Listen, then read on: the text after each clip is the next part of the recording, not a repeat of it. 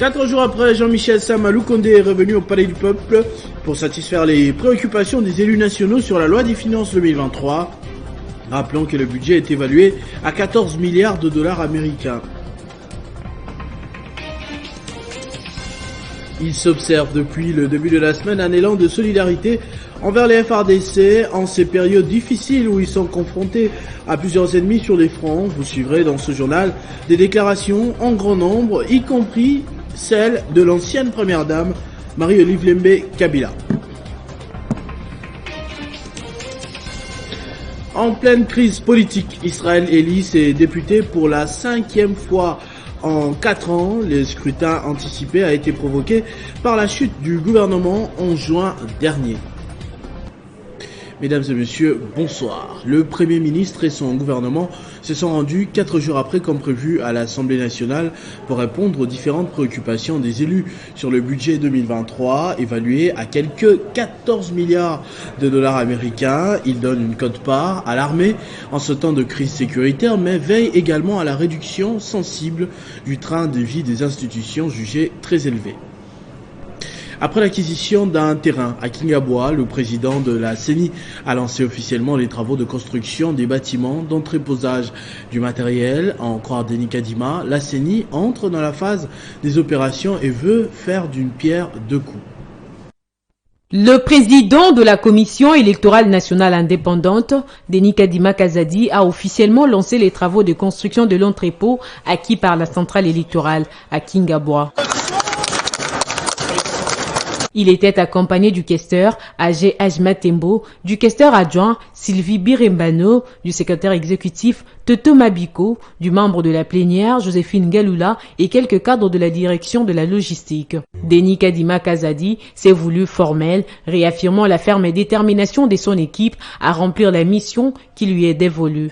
Oui, la visite est motivée par le fait que nous devions formellement lancer les travaux qui ont déjà commencé à pied d'œuvre pour construire des hangars qui vont servir de dépôt. Ça sera le plus grand dépôt de la CENI dans le pays. Comme ça, on va entreposer tout ce qu'on a comme matériel. Un moment très important parce que nous ne voulons pas continuer à être des locataires. Et à ce sujet, nous ne pouvons que remercier le gouvernement du pays pour nous avoir donné les fonds pour faire ce travail. Ça signifie qu'à l'avenir, la CENI n'aura plus de problème d'entreposage, tout au moins en ce qui concerne la ville de Kinshasa. Rappelons que ce nouvel espace, acquis le 15 septembre 2022 d'une superficie de 25 865 mètres carrés, dispose de 3 bâtiments avec une capacité de stockage de 13 150 mètres cubes. Démarrons à présent le chapitre de soutien au FARDC qui explose de partout. Sur son compte Twitter, l'ancienne première dame Marie-Olive Lembe Kabila a adressé un message, un élan de solidarité à nos frères, je cite, et sœurs qui, à l'Est comme à l'Ouest, vivent sous les bottes de l'insécurité. Unis dans la prière, sollicitons le Seigneur d'agir en faveur de notre nation pour que la paix soit rétablie. Depuis le district le plus populaire de la capitale, l'association Banachangu Tosungana a tenu une déclaration de soutien aux décisions des institutions en ce moment où le pays fait face à un ennemi à peine voilé. L'SBL soutient toutes les décisions du gouvernement prises en vue de favoriser le retour de la paix. Nous, association Banachangu Tosungana, œuvrant dans le domaine social qui ne peut être garanti que dans la paix et l'unité, avons suivi l'ensemble des décisions prises par notre gouvernement en rapport avec la situation de Bunagana, particulièrement l'expulsion de l'ambassadeur rwandais en République démocratique du Congo, le durcissement de la position de FARDC contre les terroristes de M23, soutenus par les forces rwandaises. Soutenons toutes ces mesures et encourageons les FARDC en leur disant que dans cette guerre injuste qu'elles mènent contre l'ennemi, la victoire est certaine, quels que soient les aléas du moment. Condamnons avec la dernière énergie les désordres sociaux causés par les terroristes et leurs mentors vis-à-vis des populations congolaises innocentes. Nous demandons à toute la population congolaise de soutenir nos FARDC par tous les moyens, matériels, moraux et spirituels. Mettons de côté nos querelles et ce qui nous divise. Mobilisons-nous, car il s'agit de notre pays, la RDC, qui est agressée. Dans l'unité, nous vaincrons l'ennemi. Ezali Likambu Yamboka, Malu Aditunga.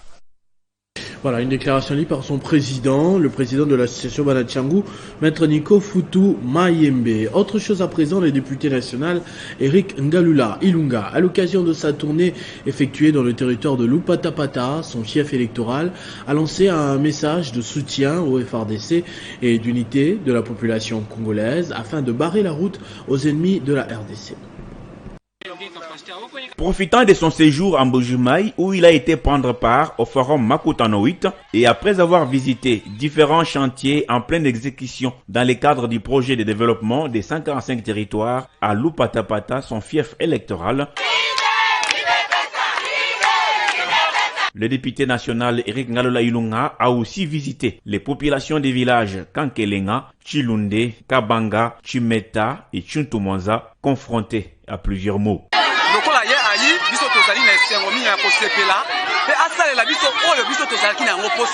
Au terme de tous ces contacts avec sa base, le député national Eric Ngalula a tenu à apporter son soutien aux forces armées de la RDC engagées dans cette guerre d'agression nous imposée injustement par les Rwandais avec le soutien des multinationales.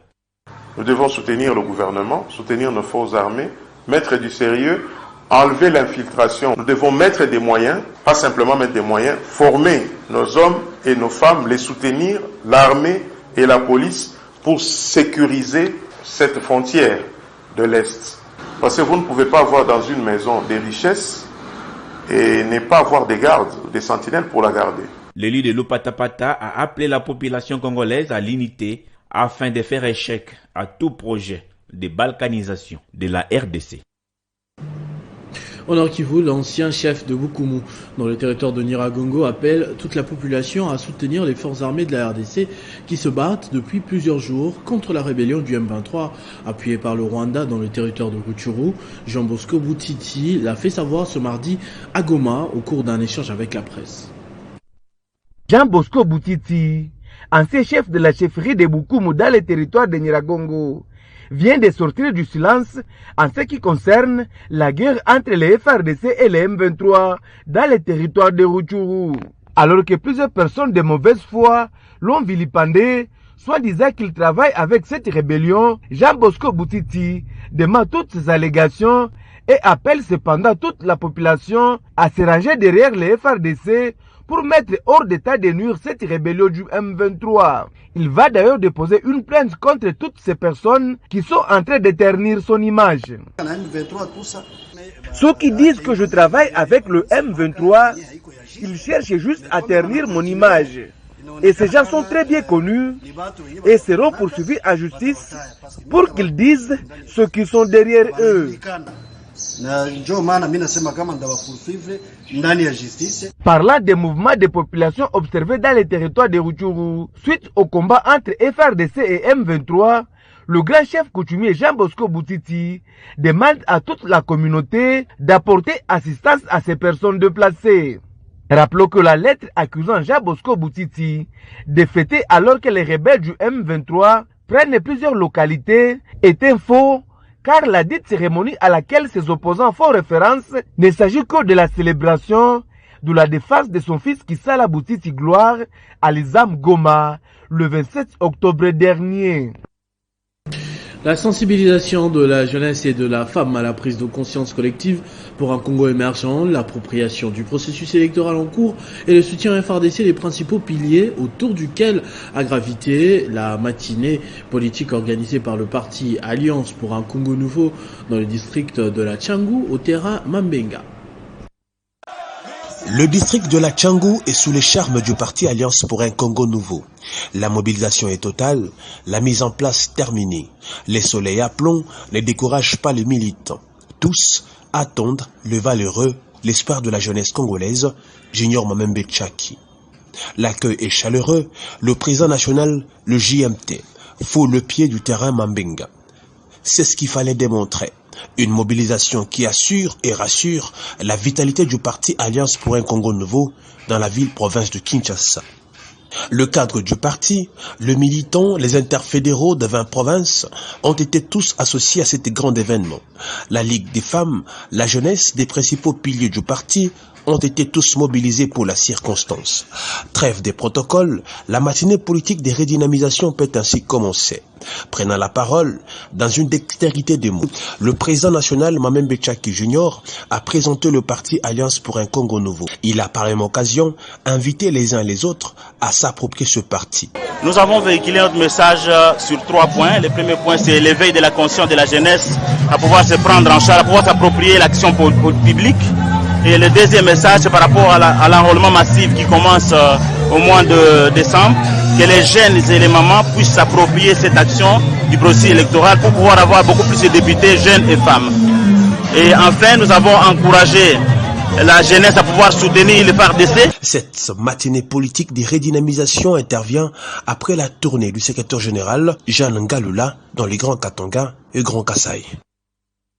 Dans une déclaration politique faite ce mardi, le collectif des cadres et membres de l'UDPS Tshisekedi, structure d'appui autonome du parti, soutient le président de la République, Félix Tshisekedi, dans ses efforts pour la paix dans l'Est et condamne toutefois le silence de la direction du parti UDPS face à cette situation.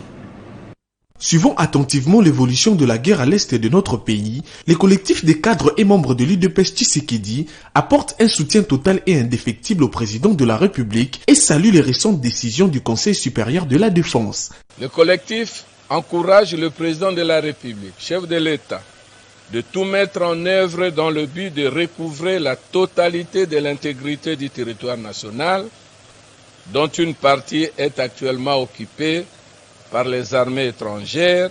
À cet effet, le collectif salue les récentes décisions du Conseil supérieur de la Défense.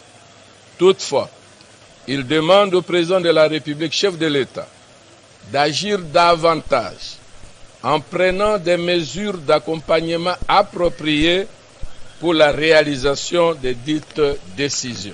Tout en invitant les chefs de l'État à décréter en urgence une mobilisation générale de la population congolaise, faire appel à toutes les compétences militaires disponibles en vue de vaincre l'ennemi et imposer la loi martiale durant cette période, les collectifs condamnent les silences de la direction politique de l'UDPS. Le collectif des cadres et membres de l'UDPS Tshisekedi condamne le silence et la nonchalance coupable de la direction politique de l'UDPS, qui ne manifeste aucun soutien à notre autorité morale, politique, de référence en cette période trouble de notre histoire. Par ailleurs, les collectifs condamnent la complicité de la communauté internationale et demandent l'accélération du processus du départ de la MONUSCO. À l'Assemblée provinciale de Kinshasa, la rencontre de ce mardi était consacrée à la sensibilisation des députés provinciaux de la capitale sur le cancer du sein et de l'utérus pour prévenir et protéger les élus mais aussi leurs électeurs. Une plénière essentiellement sanitaire pour trouver des voies et moyens pouvant éradiquer le cancer du sein, mais tout doit commencer par la sensibilisation. Si une femme veut se faire examiner, soit reconsulter un spécialiste concernant notre matière de sang. Les députés provinciaux élus de Kinshasa se sont mis face à leurs collègues du secteur de la santé pour sensibiliser sur les cancers du sein, cette maladie qui tue plusieurs personnes. Les causes, le développement et la prévention, les élus de Kinshasa ont compris les nuisances du cancer du sein. Ce que nous pensons, c'est pas ça la réalité. On nous a expliqué comment les cancers arrivent, mais sauf l'origine de ça, ce qui nous inquiète jusqu'aujourd'hui et jusqu'à présent, c'est ça. Comment éviter ça et comment palper ça. On nous a tout montré. Il n'y avait pas de tabou. Vraiment, ça nous a aidés. Et nous aussi, ce que nous avons appris aujourd'hui, nous allons transmettre ça à nos bases. Le cancer du sein est une maladie qui n'épargne personne. Tout le monde doit se protéger. Ouverture de la 41e réunion des hauts fonctionnaires du secteur de l'énergie de la SADC ce mardi à Kinshasa. Pendant 4 jours, ils vont faire le contour du secteur pour le développement des pays de la SADC dont la RDC est un État membre. Un pays potentiellement riche, scandale géologique, aucun regroupement des pays africains ne peut se tenir sans la République démocratique du Congo. Cette fois-ci, c'est la communauté de développement de l'Afrique australe, SADC en sigle, qui a réuni à Kinshasa les hauts fonctionnaires du secteur énergétique de ce pays pour réfléchir sur les hauts niveaux de la 41e réunion sur la situation de l'énergie.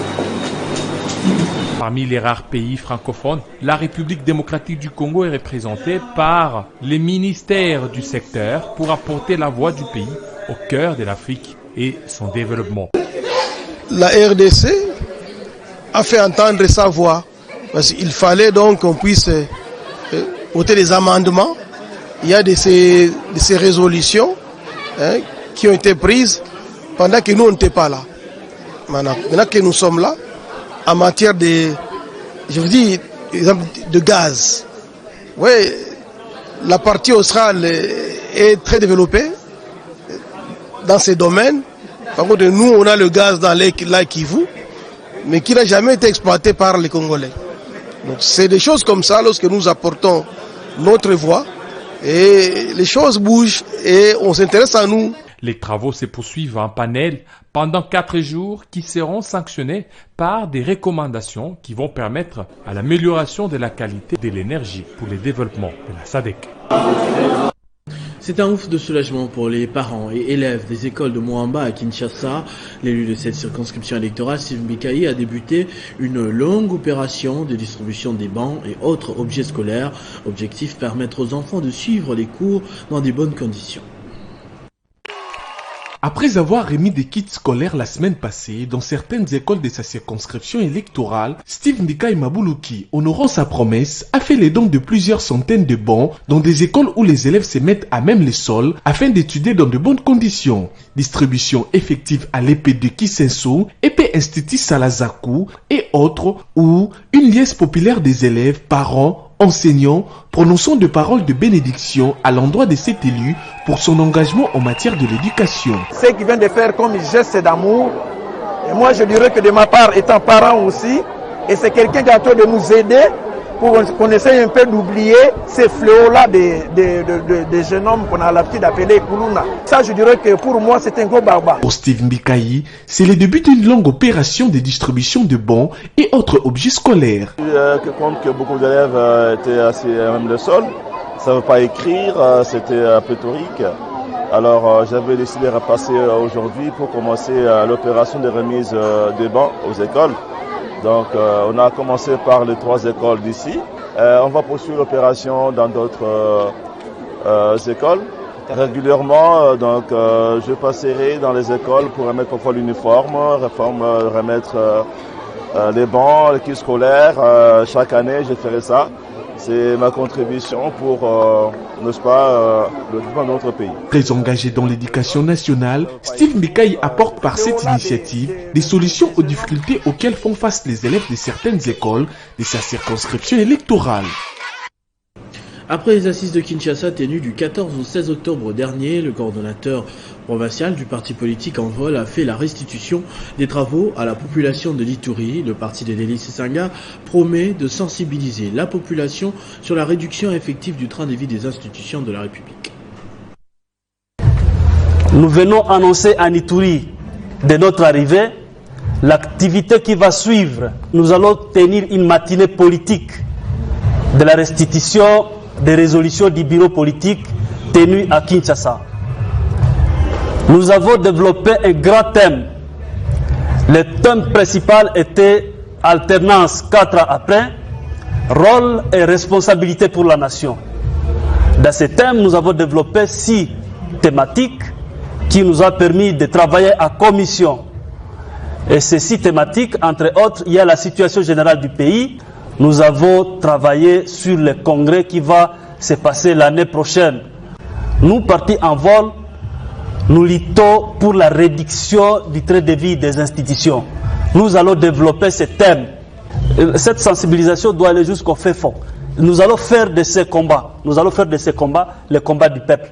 Nous constatons qu'il y a un groupe qui s'est accaparé la vie de toute une nation pour faire la recette de cette nation leur patrimoine privé. C'est pourquoi nous, en vol, nous disons non à cette richesse qui n'est pas expliquée. Le gouvernement a échoué. Et aujourd'hui, tout ce que nous vivons à l'est du pays, c'est en rapport avec les attentes, les accords que nous ne connaissons pas. C'est pourquoi nous demandons, et l'armée congolaise, de résoudre cette question. 3 mois de suspension accompagnés de retrait des cartes professionnelles. C'est donc la sentence prononcée par la commission de discipline et d'éthique de l'UNPC suite à une plainte de la délégation syndicale de la RTNC contre les journalistes Israël Moutala, Élisée Odia et Paulette Kimontou qui sont accusés de manque de solidarité à leurs confrères de la chaîne nationale en commentant leur grève tout en prenant position de leur employeur qui est le ministre de la Communication et Médias. Il s'agit d'un communiqué de la commission de discipline de l'UNPC au niveau national. Les décisions ci-après ont sanctionné les procès qui a duré plus d'1 mois. 1. Le dossier du journaliste Miles Chibangu est classé sans suite pour sa coopération avec le tribunal de paix.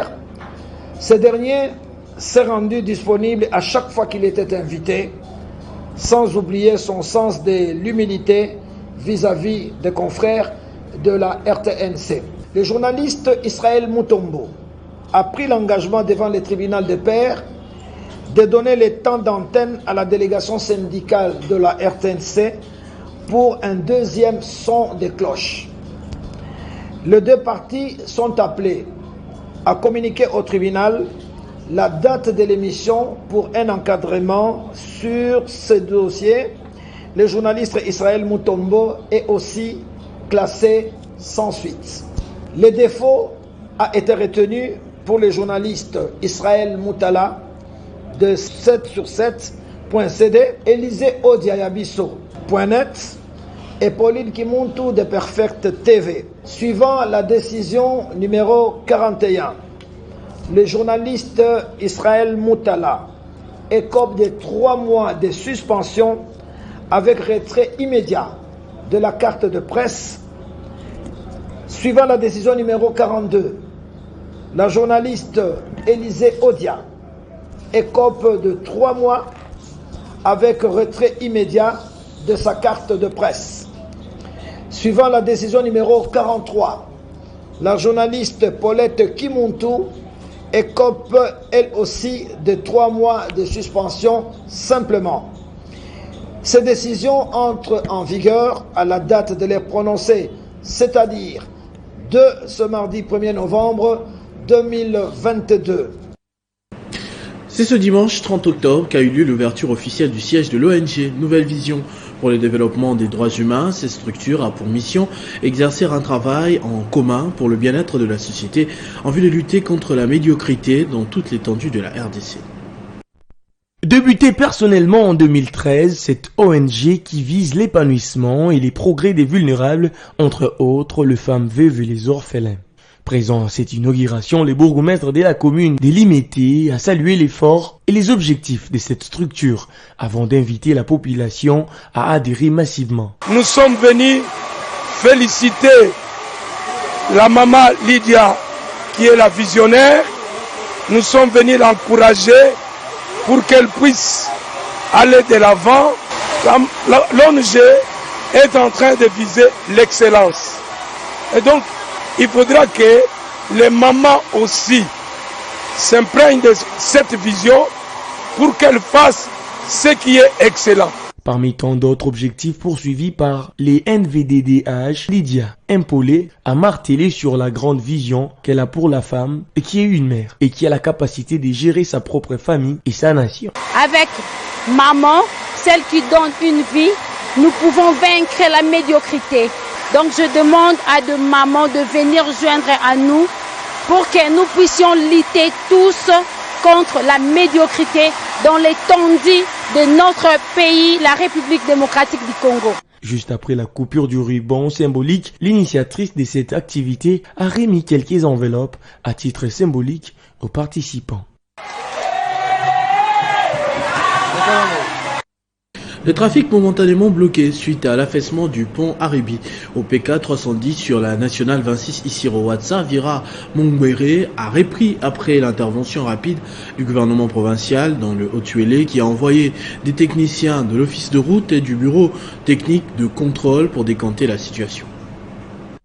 Dépêchée par le gouverneur Christophe Bassia Nanga, cette délégation mixte de l'Office des routes et bureau technique de contrôle, conduite ici par le ministre provincial des infrastructures, travaux publics et reconstruction, Norbert Mandana assiste et préside en même temps la reprise du trafic sur ce pont Arebi au PK 310 sur la nationale 26 ici Rowacha via Mumbere et du coup, c'est la satisfaction pour les passagers. Vraiment, on a félicité l'effort du gouvernement au Bassalé Libiso la mois 3 jours. Et à Gossa, la Keno, parmi les cap. En tout cas, le ministre provincial des ITPR appelle les usagers au respect du tonnage requis en attendant les remplacements prochains de ces ponts vétustes. Le trafic qui était pratiquement bloqué pour les véhicules vient d'être réouvert. Nous sommes en train de les sensibiliser pour qu'ils puissent être conscienciés dans le travail qu'ils sont en train de faire, surtout pour réglementer les passages sur ces ponts. 100 tonnes, 80 tonnes, 70 tonnes, 60 tonnes, non. C'est un pont qui a vieilli. Nous devons éviter des tonnages importants. Si on continue avec les tonnages importants, nous risquons encore d'avoir les pires. Il a fallu cette intervention rapide de l'exécutif Bassia Nanga pour permettre les passages à ces colonnes de véhicules de part et d'autre de ces ponts qui ont passé ici près de 72 heures d'attente.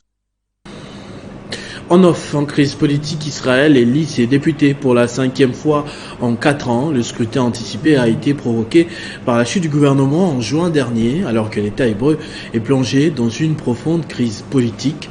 Le bloc de droite, emmené par Benjamin Netanyahou, pourrait arriver en tête sans être en mesure néanmoins de former un gouvernement. L'Église de Jésus-Christ en Esprit Saint, Nouvelle Alliance, vient de se régulariser avec l'État congolais. Cette communauté dispose actuellement d'une personnalité juridique pour son fonctionnement. Les responsables numéro 1 de cette Église en a profité pour sensibiliser les fidèles à demeurer dans la voie de Dieu.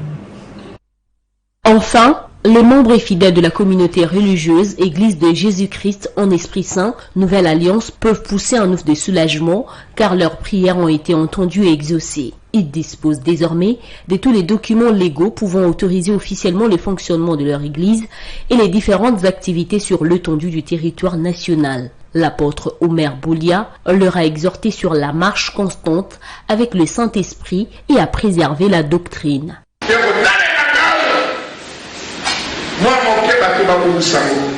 Dans certaines communautés, d'autres personnes sont contre le Saint-Esprit pour la perdition. Regardez comment le monde est dans la destruction aujourd'hui.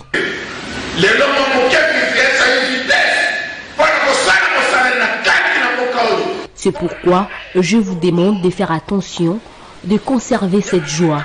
Pour bien remplir la mission de Dieu, il faut d'abord maîtriser le secret divin.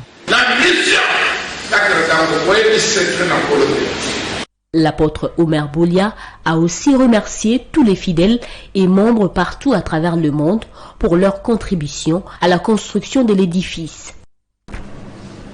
Ce journal est terminé, je vous en rappelle tout de suite les principaux titres.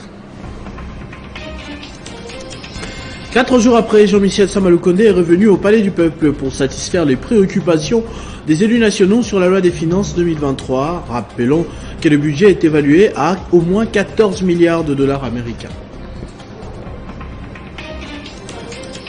Il s'observe depuis le début de la semaine un élan de solidarité envers les FARDC en ces périodes difficiles où ils sont confrontés à plusieurs ennemis sur le front. Vous avez suivi dans ce journal des déclarations en grand nombre, y compris celle de la première dame Olive Lembe Kabila, l'ancienne première dame. En pleine crise politique, Israël élit ses députés pour la 5e fois en 4 ans. Le scrutin anticipé a été provoqué par la chute du gouvernement en juin dernier. À tous et à toutes, merci de votre attention soutenue. Restez fidèles au programme de votre chaîne Télé 50. Vivez heureux, vivez 100 ans, mesdames et messieurs.